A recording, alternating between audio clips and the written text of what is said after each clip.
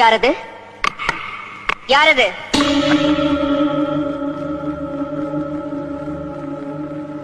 யாரது? நான் சங்கரன் தம்பி. துரோகி! கதவை தர! தர கதவை! கதவை தர! நீ யாரு? நானா? சண்டாளா! என்னையா யாருன்னு கேக்குற? நான் தாண்டா நாகவல்லி. எதுக்காக வந்தேன்? உன்னை கொல்றதுக்கு, உன்னை கொன்னு உன் ரத்தத்தை குடிக்கிறதுக்கு. கதவை தர! உன்னால என்ன கொல்ல முடியாது நாகவல்லி? கொல்லுவேன், கண்டிப்பா கொல்லுவேன்.